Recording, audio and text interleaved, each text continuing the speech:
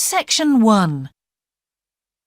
You will hear a student talking to the student accommodation officer at a college. First, you have some time to look at questions 1 to 5.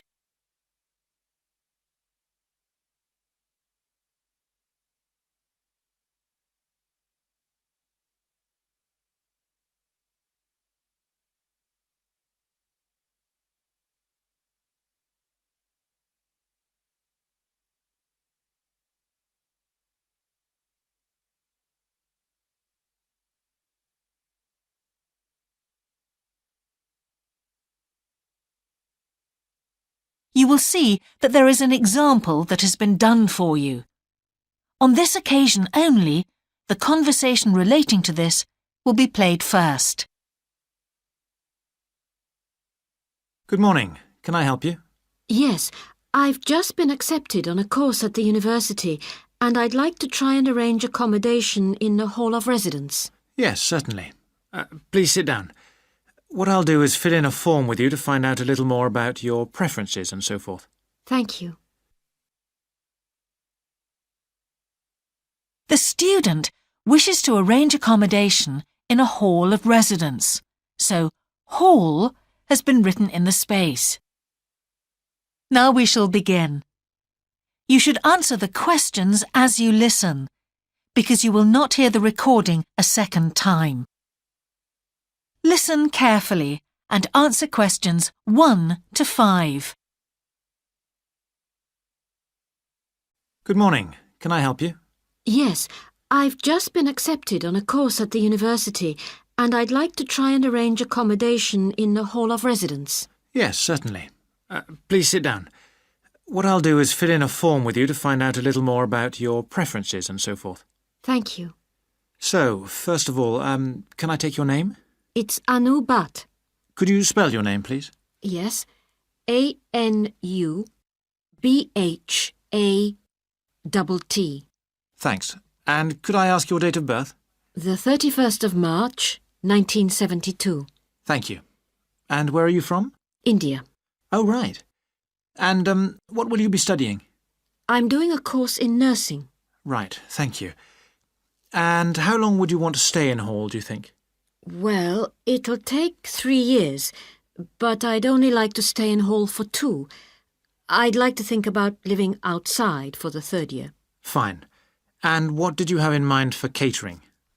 Do you want to cook for yourself or have all your meals provided? That's full board. Is there something in between? Yes, you can just have evening meal provided, which is half board. That's what I'd prefer. Yes, a lot of students opt for that. Now, with that in mind, do you have any special diet, anything we should know about? Yes, I don't take red meat. No red meat. Before you hear the rest of the conversation, you have some time to look at questions 6 to 10.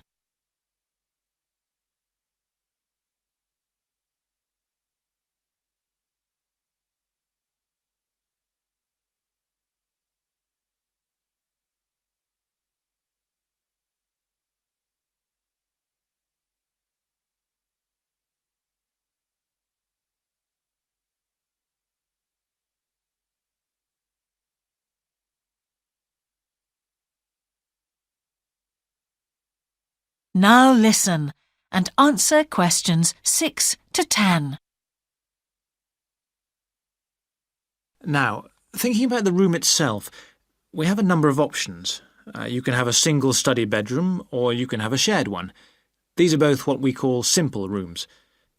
The other alternative is to opt for a single bedsit, which actually has more space and better facilities. There's about £20 a week difference between them. Well, actually my grant is quite generous and I think the bedsit sounds the best option. Lovely. I'll put you down for that and we'll see what availability is like. Now, can I ask some other personal details which we like to have on record? Yes, of course. I wonder if you could let us know what your interests are. This might help us get a closer match for placing you in a particular hall. Well, I love the theatre. Right. And I enjoy sports, particularly badminton. Ah, that's worth knowing. Now, what we finish with on the form is really a list from you of what your priorities are in choosing a hall, and we'll do our best to take these into account. Well, the first thing is I'd prefer a hall where there are other mature students, if possible. Yes, we do have halls which tend to cater for slightly older students. And I'd prefer to be out of town. That's actually very good for you because we tend to have more vacancies in out-of-town halls. Lucky. Yes. Anything else? Well, I would like somewhere with a shared area, a TV room, for example, or something like that. It's a good way to socialise. It certainly is. That's it. Now, we just need a contact telephone number for you. Oh, sure, I'll just find it. It's 667549. Great. So we'll be in contact with you as soon as possible. That is the end of section 1. You now have half a minute to check your answers.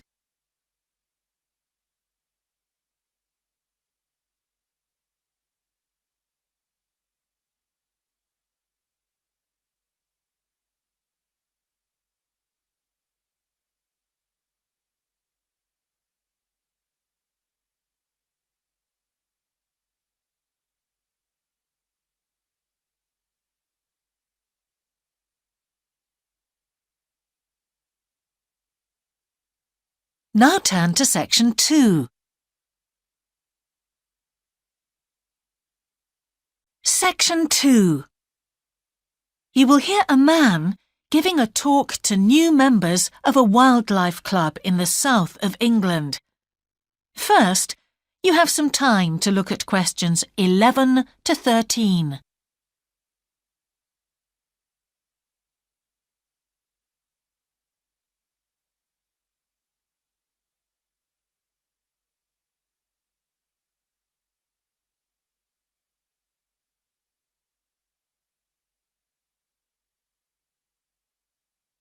Now listen carefully and answer questions 11 to 13. Hello, I'm delighted to welcome you to our wildlife club and very pleased that you're interested in the countryside and the plants and creatures of this area. I think you'll be surprised at the variety we have here, even though we're not far from London. I'll start by telling you about some of the parks and open spaces nearby. One very pleasant place is Halland Common. This has been public land for hundreds of years, and what you'll find interesting is that the River Ouse, which flows into the sea 80 kilometres away, has its source in the common. There's an information board about the plants and animals you can see here, and, by the way, the common is accessible 24 hours a day. Then there's Holt Island, which is noted for its great range of trees. In the past, willows were grown here commercially for basket making, and this ancient craft has recently been reintroduced. The island is only open to the public from Friday to Sunday because it's quite small, and if there were people around every day, much of the wildlife would keep away. From there, it's just a short walk across the bridge to Longfield Country Park. Longfield has a modern replica of a farm from over 2,000 years ago. Children's activities are often arranged there, like bread making and face painting. The park is only open during daylight hours, so bear that in mind if you decide to go there. Before you hear the rest of the talk, you have some time to look at questions 14 to 20.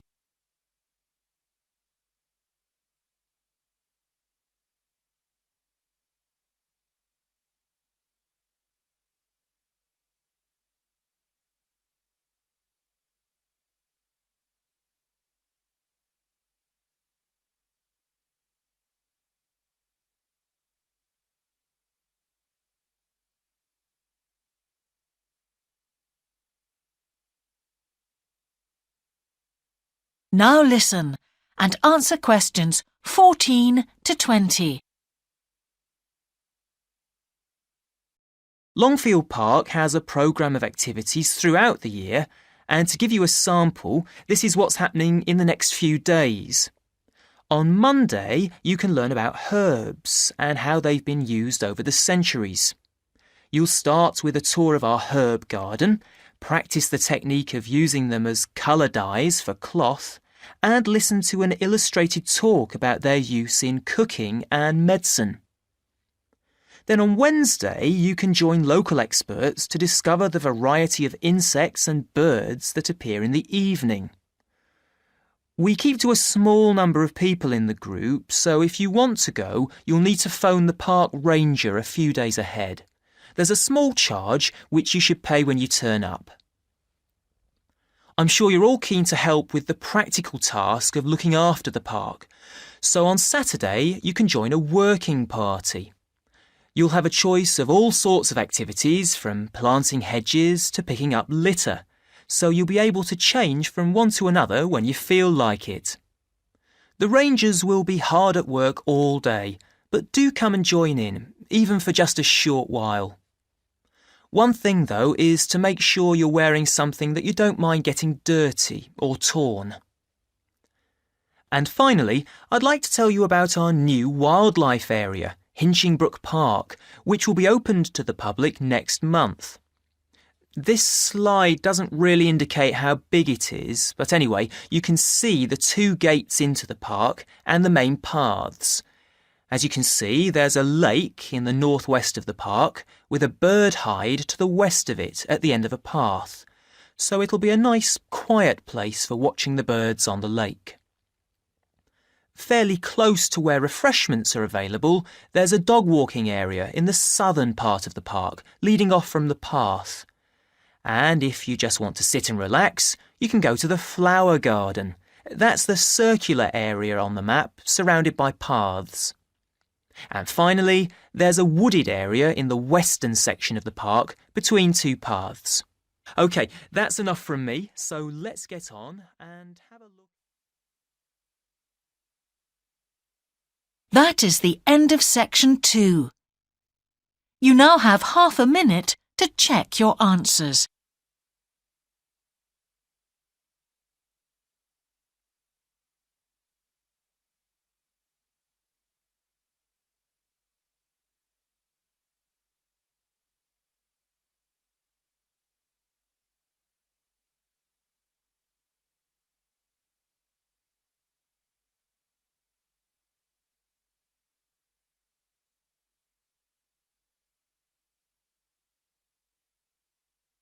Now turn to section 3. Section 3. You will hear the Director of Studies in an English Language Centre and a student representative talking about their Self-Access Centre. First, you have some time to look at questions 21 to 24.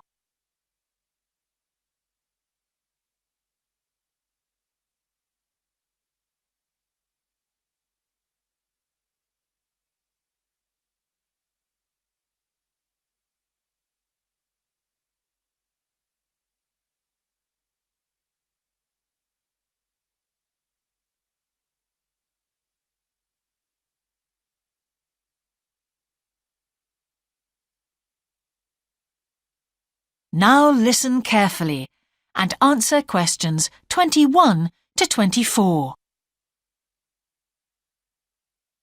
Hi, Ewan.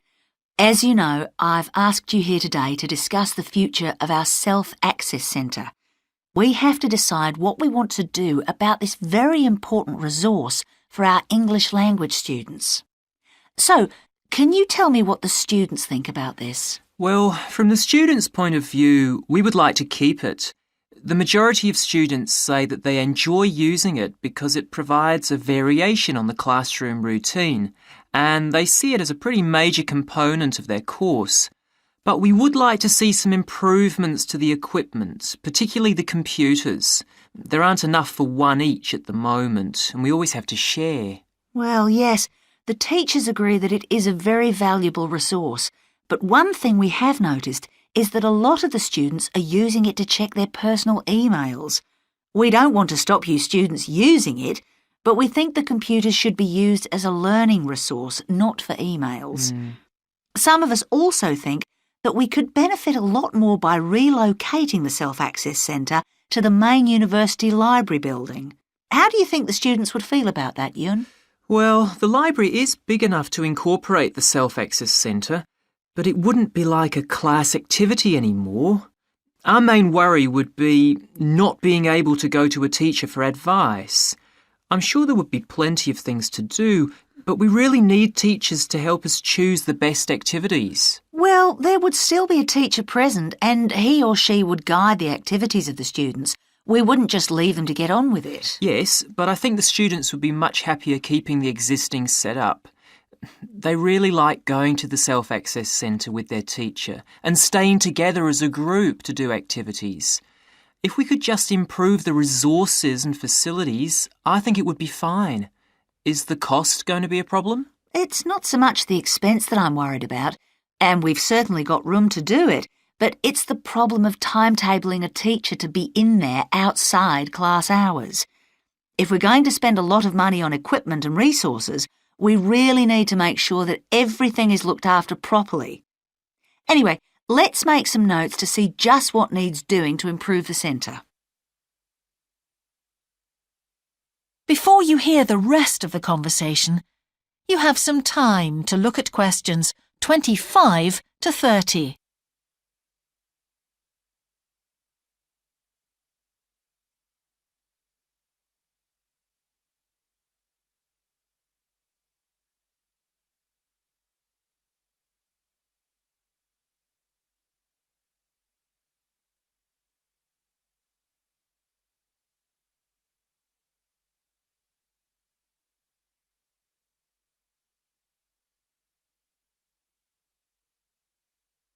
Now listen and answer questions 25 to 30. Now, what about the computers? I think it might be a good idea to install some new models. They would take up a lot less room, and so that would increase the workspace for textbooks and so on. That would be great. It is a bit cramped in there at times. What about other resources? Do you have a list of things that the students would like to see improved? Yes, one of the comments that students frequently make is that they find it difficult to find materials that are appropriate for their level, especially reading resources. So I think we need to label them more clearly. Well, that's easy enough. We can get that organised very quickly. In fact, I think we should review all of the study resources as some of them are looking a bit out of date. Definitely. The CD section especially needs to be more current. I think we should get some of the ones that go with our latest course books and also make multiple copies. Good. Now, I was also thinking about some different materials that we haven't got in there at all. What do you think of the idea of introducing some workbooks? If we break them up into separate pages and laminate them, they'd be a great resource. The students could study the main course book in class and then do follow-up practice in the Self-Access Centre. That sounds good. OK, now finally we need to think about how the room is used. I'll have to talk to the teachers and make sure we can all reach some agreement on a timetable to supervise the centre after class. But we also need to think about security too, especially if we're going to invest in some new equipment. What about putting in an alarm? Good idea. The other thing I'd like to do is talk to our technicians and see whether we could somehow limit the access to email. I really don't want to see that resource misused. What about if we agree to only use it before and after class? Yes, that would be fine. OK, anyway, that's great for now. We'll discuss it further when we've managed to sort. That is the end of section 3. You now have half a minute to check your answers.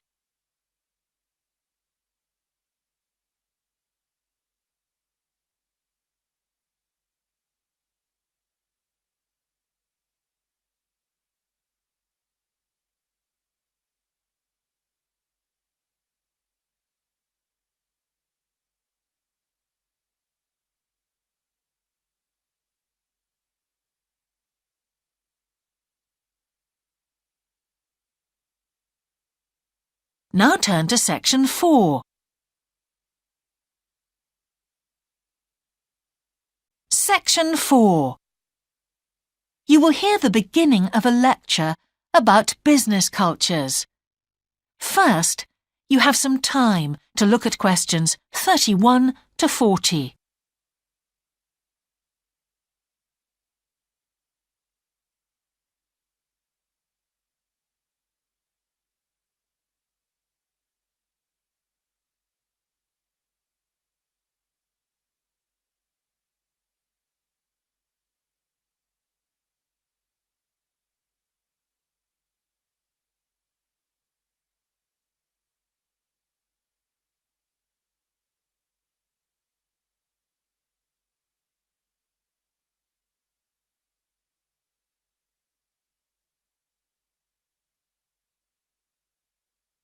Now listen carefully and answer questions 31 to 40.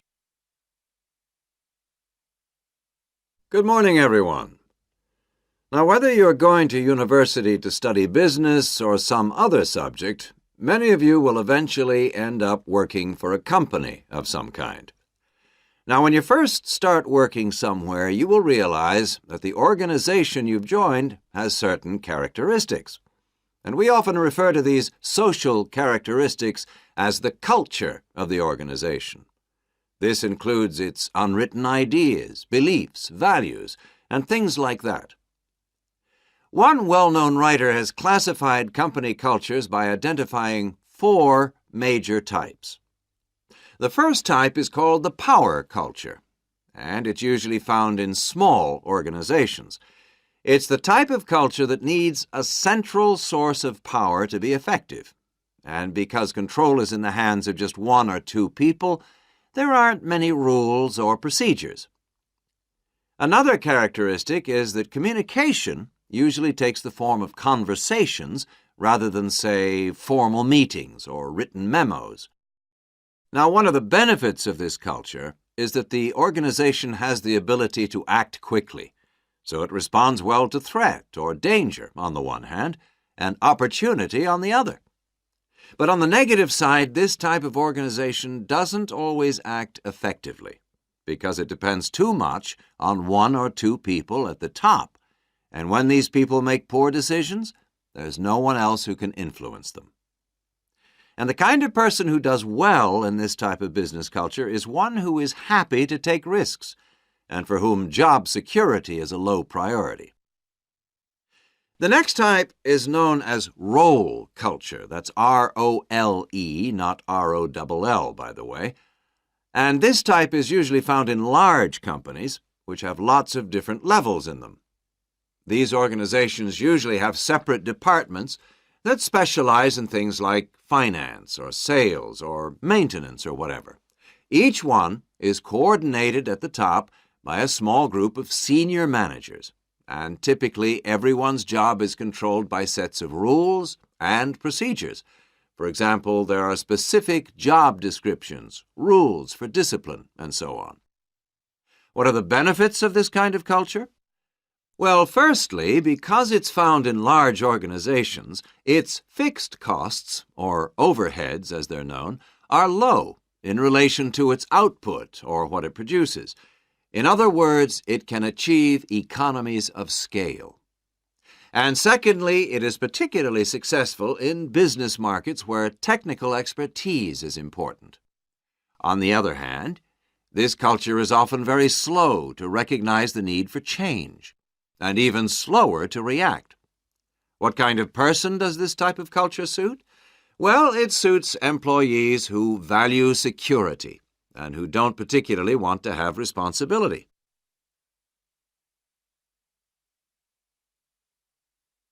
Moving on now to task cultures. This type is found in organizations that are project-oriented.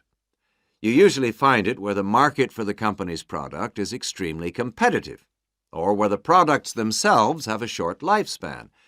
Usually, top management delegates the projects, the people, and other resources, and once these have been allocated, little day-to-day control is exercised from the top, because this would seem like breaking the rules. Now, one of the major benefits of this culture is that it's flexible.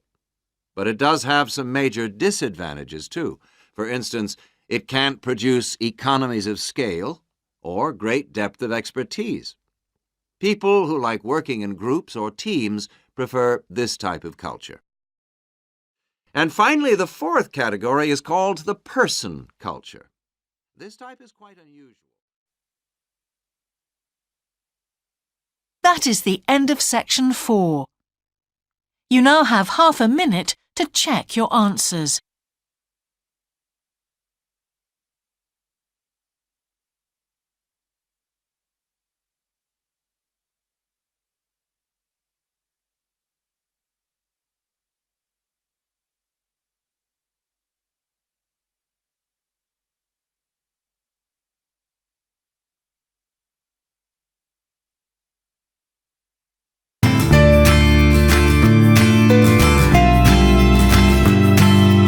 That is the end of the listening test. In the IELTS test, you would now have 10 minutes to transfer your answers to the answer sheet.